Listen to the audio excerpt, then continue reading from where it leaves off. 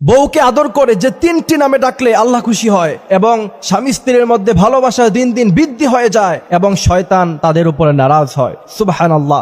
বউকে আদর করে এই 3টি নামে সবসময় ডাকবেন। আল্লাহ রাসূল সাল্লাল্লাহু আলাইহি ওয়াসাল্লাম আম্মা জানা আয়েশা রাদিয়াল্লাহু তাআলা আনহাকে এই 3টি নামে তিনি কিন্তু ডাকতেন। আমার ভাইরা, আজকে বিয়ে হওয়ার পরে মডার্ন যুগ, স্ত্রীকে জান বলে ডাকে, তারপর আর কি যেন বেবি বলে ডাকে, অথচ আল্লাহ রাসূল সাল্লাল্লাহু আলাইহি ওয়াসাল্লাম একজন স্বামী হিসাবে ছিলেন সবচাইতে ভালো স্বামী। আম্মা জান আয়েশা রাদিয়াল্লাহু তাআলা আনহা বলতেন, আল্লাহ রাসূল সাল্লাল্লাহু আলাইহি ওয়াসাল্লাম আমাদেরকে যে ভালোবাসা, যে মহব্বত দিয়েছেন, পৃথিবীর কোন স্বামী তার স্ত্রীকে এত বেশি ভালোবাসতে পারে বলে আমার কাছে মনে হয় না। আম্মা জান আয়েশা রাদিয়াল্লাহু তাআলা আনহা বলছেন, আল্লাহ রাসূল সাল্লাল্লাহু আলাইহি ওয়াসাল্লাম আমাকে প্রথমে ডাকতেন হুমায়রা বলে। হুমায়রা শব্দের অর্থ হচ্ছে লাল ধরনের একটা দামি পাখি। দ্বিতীয় নম্বরে আপনি চাইলে আপনার স্ত্রীকে তার বাবার নাম ধরে ইবনাতুন শব্দ লাগিয়ে আপনি আপনার স্ত্রীকে ডাকতে পারেন। তৃতীয় নম্বরে আল্লাহ